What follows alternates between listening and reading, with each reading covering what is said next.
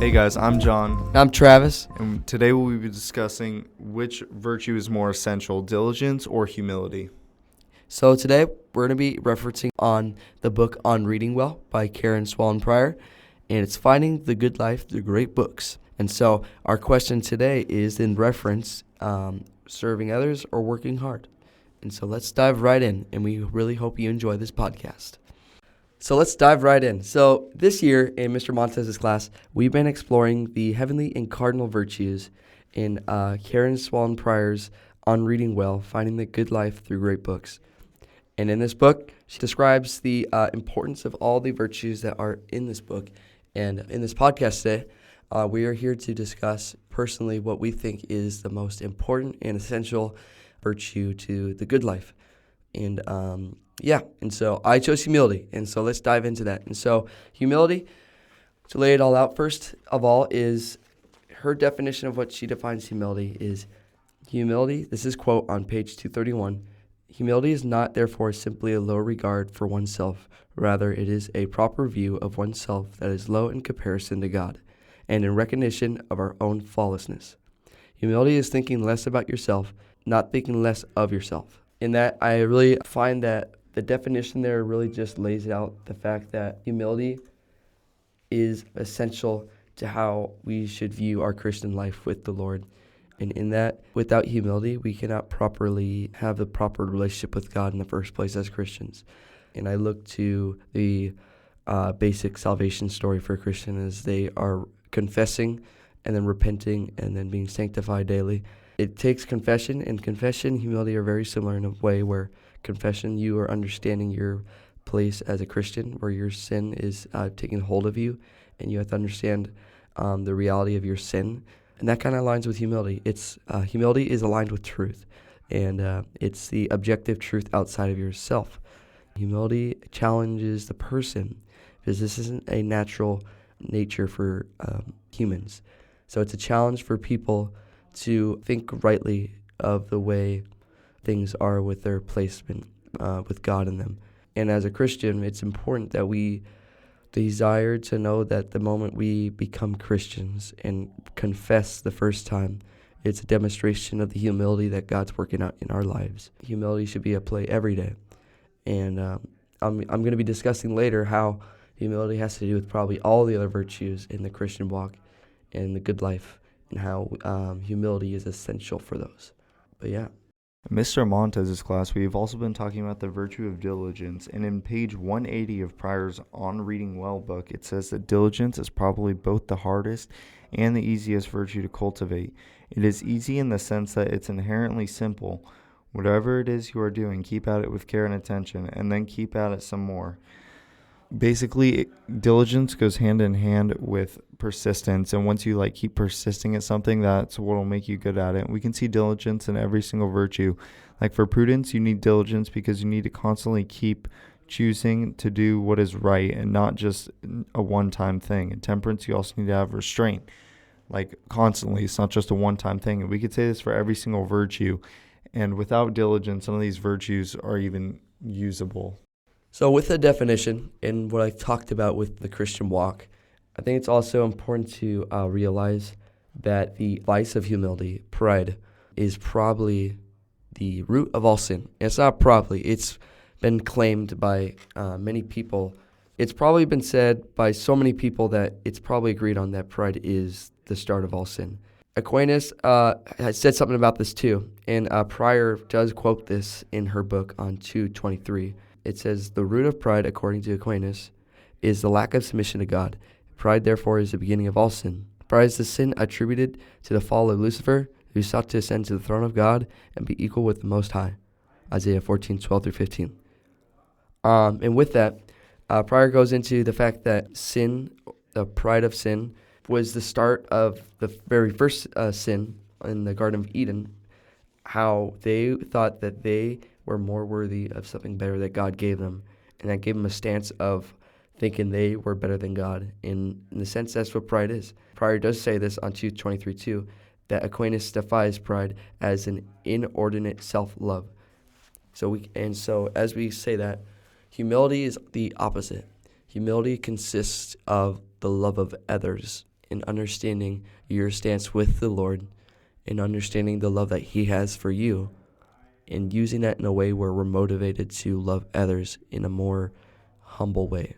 Humility is not in the sense of trying to be seen, or the intention is not to be seen as humble. It's more the motivation of why you want to do it in the first place, which makes kind of all these virtues in the book kind of the way they are, because they're just motivated by a good cause. Like John, you say, like diligence.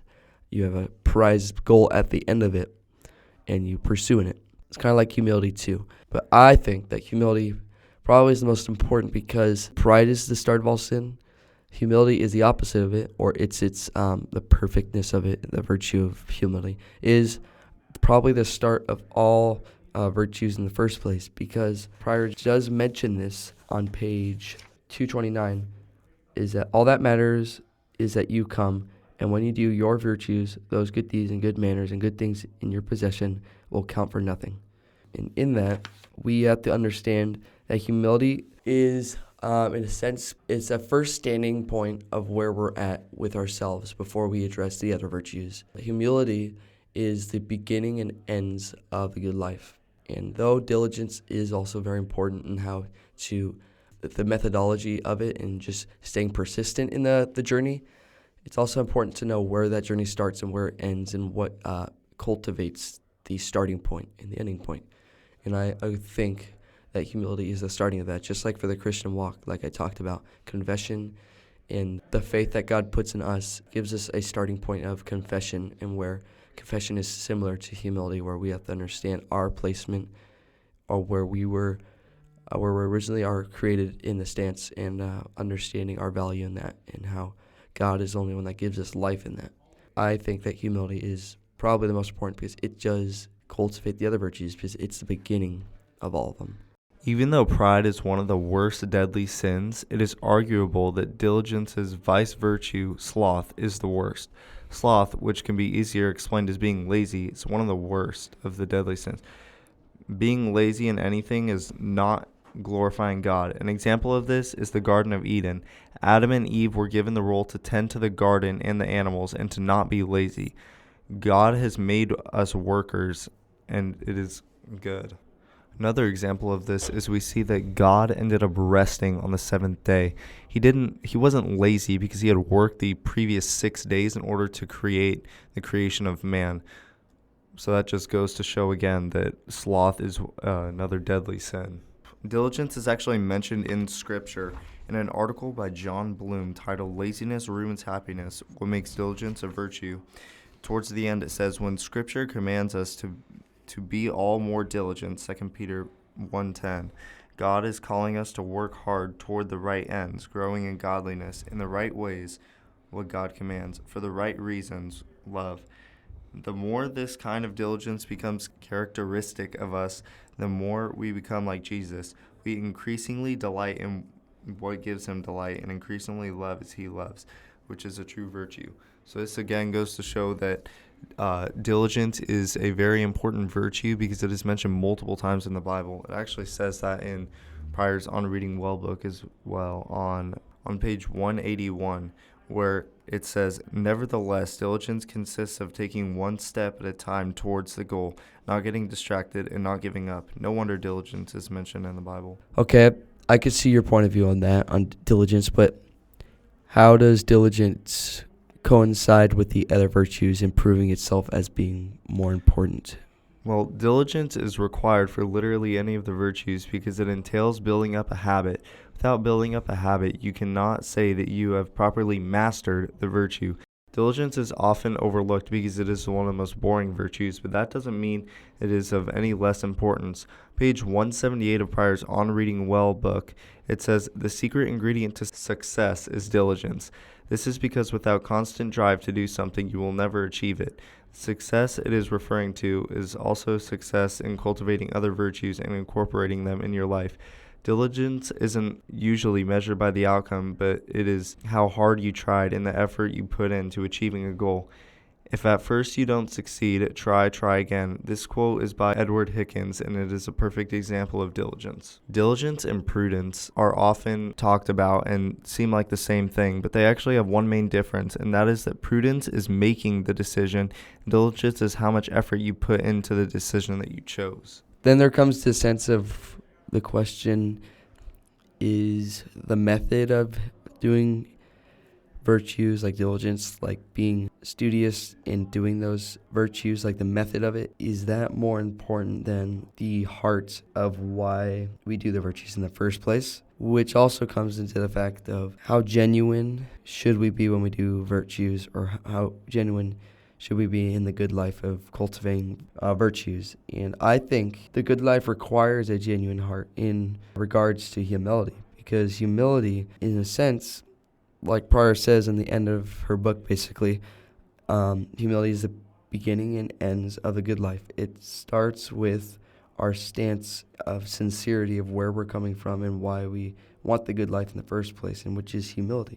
A quote I have from her on page 235, Pryor states that true love presupposes humility. Without humility, the self comes to occupy all the available space and sees the other person as an object or as an enemy. Indeed, while love is the finest fruit of virtue, humility is its root. So, like love, for example, though we didn't go into it too much, love is majorly important in our daily walk with people and how we interact. Though this does go with sloth, how you're talking about busy work or workaholic, how like life is all about work and not necessarily doing it for so to say a goal or something for the better of yourself or others. It's important though to understand that in order to come to that place of diligence and like identifying what's the goal in your life, you have to come to a stance of a humbleness or humility, because humility brings your heart in a stance that is required to do the other virtues. And though diligence is the method to do it, or maybe the effort, like you were saying, we have to be willing, like have a genuineness to do that, I would say. And so back to pride, how I was talking about the genuineness of the heart. Anyone could be put in a situation to do work, and they could of course do it the way it's supposed to be done or how it's told. But the heart of the matter is, I think, what God looks at more importantly, and what the purpose of what God's put people in a circumstance for a reason is the growth of heart, and just identifying where you're at and seeing the growth of or the work that God's putting in your heart. And so with that, with pride, Pryor does mention this on 223, where she does talk about how pride is mentioned in many of the stories, or many of the big major sins in the Bible. Like I talked about earlier, pride is the sin attributed to the fall of Lucifer, who sought to ascend to the throne of God and be equal with the Most High, which is quote from Pryor on 223. And she also does say, after this quote, pride is the sin of Adam and Eve, who sought in eating the forbidden fruit to be like God. And then she says the New Testament teaches that God opposes the proud but shows favor to the humble. Pride is, in a sense, like you could have pride in a work. Like you can be really successful, like you talked about, John, like diligence and like having a set goal in life and being proud in that goal. And though there is a virtue in pride and in being proud of the work you've done, but if you don't have necessarily a goal, which is part of diligence, like you're saying, but if you don't have necessarily the understanding of reverence towards God, which is required in humility, like no instance of God, there's no really hence reason to live a virtuous life. Humility kind of brings you in a stance where you know that you as a person is prideful in nature, and that humility is not of your nature, and that humility comes by the grace of God, and it teaches you to understand the reality of the situation, which then leads you into a life that's not of your nature, which are all the virtues, and that's only through the Holy Spirit, which is one of them is diligence. But humility really does come down to the wire of where you have to understand. Humility brings value to the situation where you understand the great importance of what sin has brought into the world, and how you have to understand the consequences of that. And humility kind of brings that into association with your stance with the Lord, and then brings out a reason to have diligence in the first place and to set goals, if that makes sense. Many times people say that the poor can be rich in spirit, and some people just don't understand how that's possible. Well, one reason that could be is because in diligence. Having a disadvantage in things is somewhat a good sense, and that you will cultivate more diligence by trying to achieve your goal because you have to try harder than anyone else. So this will help you further get virtue and diligence, and then that will also help you get more. It will help you cultivate more virtues into your life because you are able to work harder, which gives you more discipline within yourself. An example we see of this is 2 Corinthians 12:9 through 10. But he said to me, "My grace is sufficient for you, for my power is made perfect in weakness. Therefore I will boast all the more gladly about my weakness, so that Christ's power may rest on me. That is why, for Christ's sake, I delight in weakness, in insults, in hardships, and in persecutions, in difficulties. For when I am weak, then I am strong." So this also goes with what I just said, in the sense that if you are poor or you are not sufficient in these physical needs, then God will help you through that. And one of these ways that he will help you through that is he will give you diligence. And if you just persevere through that, then you'll get a closer relationship through Christ because you are cultivating one of the virtues.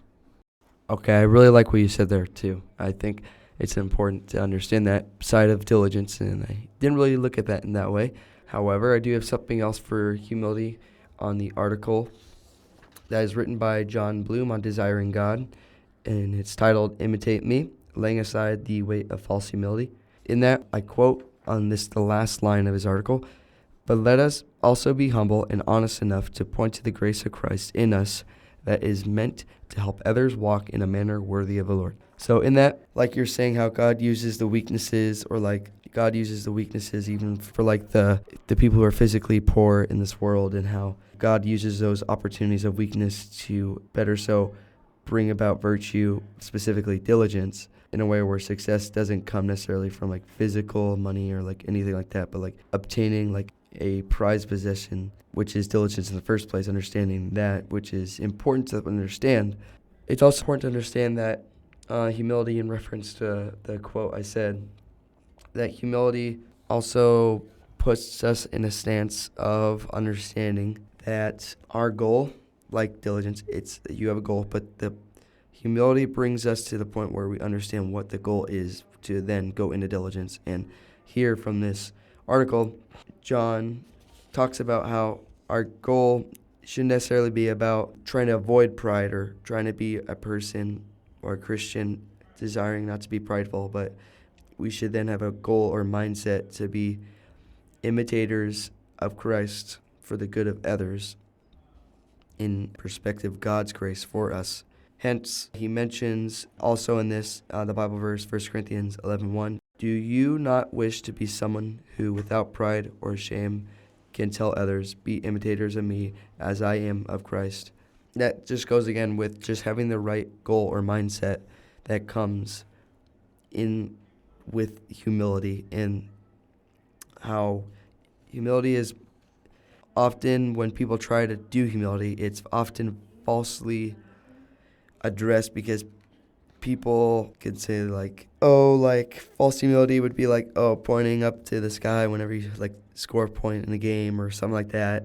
It's not about the outward appearance, and I think that's something that the viewer has to work on too. But the person itself, or oneself, has to understand when trying to cultivate humility is the genuineness of why you're doing it, which does come with diligence also, and having that goal of understanding why am I doing this in the first place, and having the goal of being a loving person that God has loved me in the first place, and loving others, which does come in diligence. But humility is the first stance or first step in understanding that case and in putting that goal up there in the first place, With all that being said, these virtues are both very important in having in your life to get into a closer relationship with God and having a good relationship with other people. But I guess the main question is, which virtue do you guys think is the most important? Yeah, and I would recommend On Reading Well. It kind of overviews the cardinal and heavenly virtues, and the theological virtues, which we have not been introduced to yet, which is love, faith, and hope, I think. And so it's important to see the broad view of all of them, because though these are just 2 virtues, these are just our opinion of what we think is most important, and we would like to see, after you've read it, to see which one you think is the most important. And so, though I do think that humility is more important, and John thinks diligence is also more important, the idea of the fact is that both have a placement and reason of why they're there in the first place, in them being the solution to one of the 7 deadly sins, and also understanding that they're there to work inside with, or coincide with each other, work hand in hand. And so maybe the main question to ask is probably not which one is more important, but seeing how each one plays out hand in hand in your own life. But yeah, so that kind of concludes what we have summarized from these chapters about our virtues, and we appreciate you listening. I'm Travis Shear again, and This is John Powell. and we appreciate you guys listening. And and thank you, Mr. Montez. We appreciate you teaching us these virtues. Thank you. Thank you. We'll Bye. see you in the next episode. This episode has been a production of the Capistrano Valley Christian Schools Podcast Network. Capistrano Valley Christian Schools is a Christian JK through 12 school in San Juan Capistrano, California. Be sure to check out, subscribe to, and leave a review of this show and the other shows on our network on your podcast player of choice. Doing so supports the school community in a multitude of ways. For more information about the CVCS Podcast Network or any of our other shows, check out cvcs.org or email podcasts@cvcs.org. On behalf of the whole network, this is Mr. Jasper saying thank you again for listening, and stay tuned for more.